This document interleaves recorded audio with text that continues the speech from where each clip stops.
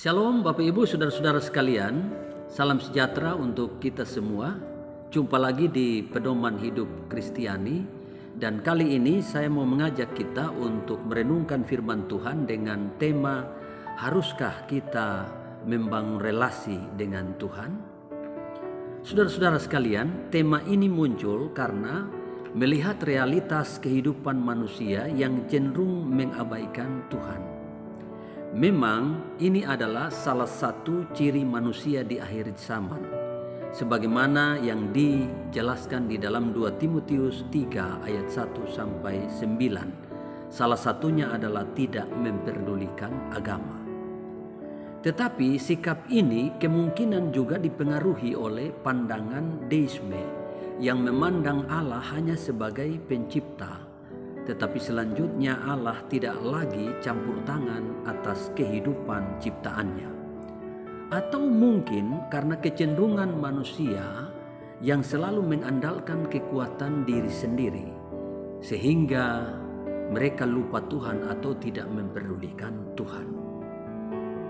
Yohanes pasal 15 ayat 4, di sana Tuhan Yesus berkata, "Tinggallah di dalam aku dan aku di dalam kamu, sama seperti ranting tidak dapat berbuah dari dirinya sendiri kalau ia tidak tinggal pada pokok anggur.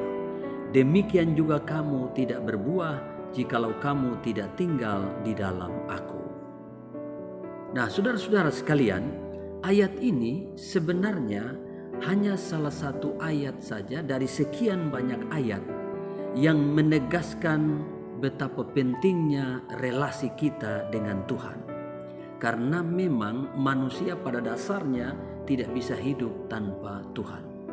Hal itu juga ditegaskan Tuhan Yesus di ayat yang kelima, di mana Yesus berkata, "Sebab di luar aku, kamu tidak dapat berbuat apa-apa."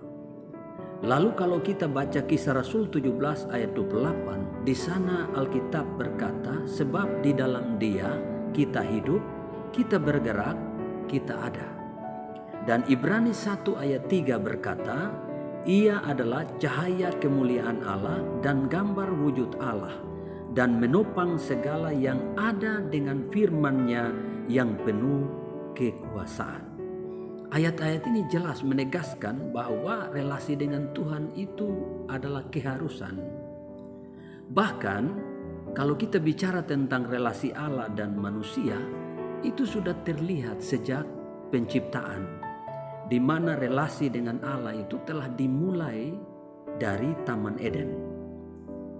Disinilah pentingnya kita membangun relasi dengan Allah.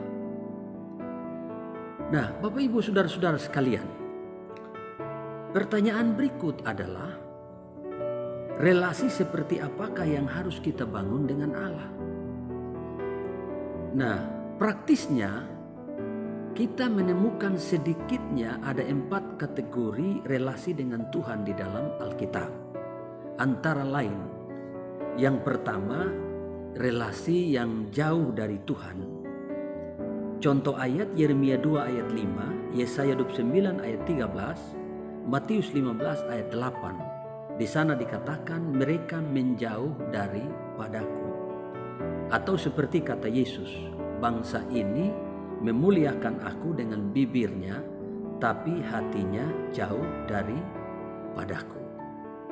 Kemudian relasi yang kedua adalah relasi dekat atau mendekat kepada Tuhan. Contoh ayat Yakobus 4 ayat 8. Di sana dikatakan, "Mendekatlah kepada Allah, maka Ia akan mendekat kepadamu." Relasi yang berikut adalah relasi yang melekat. Contoh Mazmur pasal 91 ayat 14 yang berkata, "Sungguh hatinya melekat kepadaku." Lalu relasi yang keempat adalah relasi yang tinggal di dalam Tuhan dan Tuhan tinggal di dalam kita, sebagaimana yang dinyatakan Yesus di dalam Yohanes 15 ayat 4. Nah, kata tinggal di dalam aku itu sama dengan melekat atau menyatu dengan Tuhan. Nah, dari 4 relasi ini, relasi yang seharusnya kita bangun dengan Tuhan adalah tentunya relasi yang melekat dan tinggal di dalam Tuhan. Mengapa demikian? Sebab kita tidak boleh jauh dari Tuhan. Bahkan relasi dekat saja tidak cukup. Sebab ada kemungkinan kita bisa jauh dari Tuhan kalau dalam situasi-situasi tertentu. Apalagi memang hubungan kita sudah jauh dari Tuhan.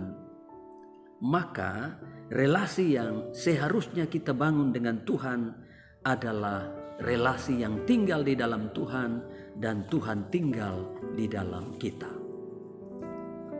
Nah, selanjutnya, apa keuntungannya kalau kita berada dalam relasi yang melekat dan tinggal di dalam Tuhan? Kalau kita baca Yohanes 15 ayat 1 sampai ayat 8, kita lihat di situ Yesus menggunakan kiasan pokok anggur dan ranting. Sebenarnya untuk menunjukkan kepada kita betapa beruntungnya orang-orang yang tinggal di dalam Tuhan dan Tuhan tinggal di dalamnya. Nah, keuntungan kita tinggal di dalam Tuhan dan Tuhan tinggal di dalam kita adalah antara lain yang pertama, kita terhubung dengan sang sumber kehidupan, yaitu Tuhan. Sebab kehidupan ranting itu tergantung secara mutlak pada pokok yang mengalirkan kehidupan. Demikian juga kita yang adalah ranting. Kita tidak bisa hidup tanpa pokok, atau kita tidak bisa hidup tanpa Tuhan. Terpisah dari pokok atau terpisah dari Tuhan, itu artinya kita akan mengalami yang namanya kematian. Karena itu di dalam ayat bacaan kita, ayat 6 Yohanes 15 berkata bahwa orang yang tidak tinggal di dalam Tuhan itu akan sama seperti ranting yang kering dan mati, dan akan dikumpulkan orang, dibuang ke dalam api lalu dibakar. Nah, kemudian keuntungan yang kedua adalah kalau kita tinggal di dalam Tuhan dan Tuhan tinggal di dalam kita, kita akan menghasilkan buah, bahkan berbuah yang banyak atau bermultiplikasi. Sebab di sana dikatakan ranting tidak dapat berbuah dari dirinya sendiri kalau ia tidak tinggal pada pokok. Berbuah yang dimaksud di sini tentunya berbuah secara rohani, tetapi juga berbuah dalam hal baik lainnya. Nah, saudara-saudara sekalian, kalau kita berbuah banyak, maka di situ juga dikatakan kita memuliakan Tuhan, dan berbuah yang banyak itu sebagai tanda murid Kristus sejati. Keuntungan yang ketiga adalah kalau kita tinggal di dalam Tuhan dan Tuhan tinggal di dalam kita, maka minta apa saja akan diberikan. Artinya dalam konteks ini, ranting itu sepenuhnya disokong atau disupport kebutuhannya oleh pokok, yaitu Tuhan. Nah, inilah keuntungan kalau saudara dan saya tinggal di dalam Tuhan dan Tuhan tinggal di dalam kita. Roma pasal 11 ayat 36 di sana menegaskan sebab segala sesuatu adalah dari Dia dan oleh Dia dan kepada Dia, bagi Dialah kemuliaan sampai selama-lamanya. Keuntungan-keuntungan ini kita tidak bisa dapatkan di luar Tuhan. Karena itu melalui renungan ini saya mau mendorong kita semua untuk memutuskan selalu melekat kepada Tuhan dan atau tinggal di dalam Tuhan dan Tuhan tinggal di dalam kita. Nah, selanjutnya Bapak Ibu Saudara sekalian, apa yang dimaksud dengan tinggal di dalam Tuhan dan Tuhan tinggal di dalam kita? Saya mengajak kita untuk membacakan Kolose 2 ayat 6 dan 7, di mana di sana Alkitab berkata, kamu telah menerima Kristus Yesus Tuhan kita. Karena itu hendaklah hidupmu tetap di dalam Dia, Hendaklah kamu berakar di dalam Dia dan dibangun di atas Dia. Hendaklah kamu bertambah teguh dalam iman yang telah diajarkan kepadamu, dan hendaklah hatimu melimpah dengan syukur. Tinggal di dalam Tuhan itu berarti percaya penuh kepada Yesus dan tetap di dalam Dia. Kemudian berakar di dalam Dia dan membangun hidup kita di atas Dia dan di atas firman-Nya. Kita harus membangun persekutuan yang erat selalu dengan Tuhan. Mengutamakan Tuhan dalam segala hal, bergantung sepenuhnya kepada Tuhan dalam segala situasi dan keadaan. Sebab hanya dengan tinggal di dalam Tuhan dan Tuhan tinggal di dalam kita, maka kita mengalami penyediaan Tuhan yang tak terbatas, serta kita menerima potensi dan kapasitas ilahi dari Tuhan untuk tetap eksis, tetap kuat, dan berbuah-buah bagi kemuliaan Tuhan dan menjadi berkat bagi sesama. Yeremia pasal 17 ayat 7 dan 8, Alkitab berkata, "Diberkatilah orang yang mengandalkan Tuhan, yang menaruh harapannya pada Tuhan.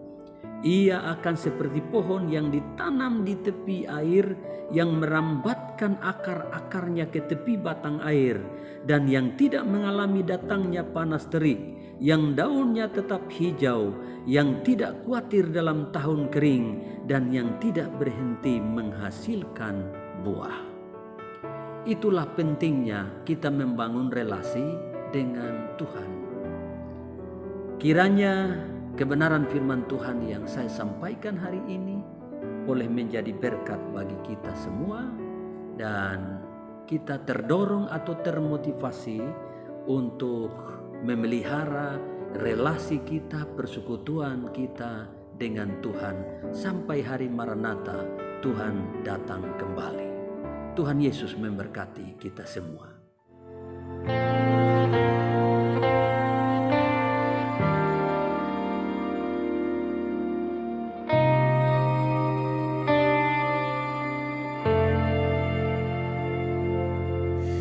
Kasih-Mu layakkan seluruh hidupku, mampukan ku melakukan yang Kau inginkan.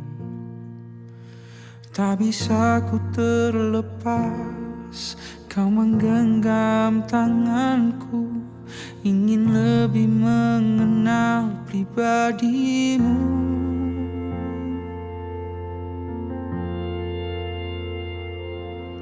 Ku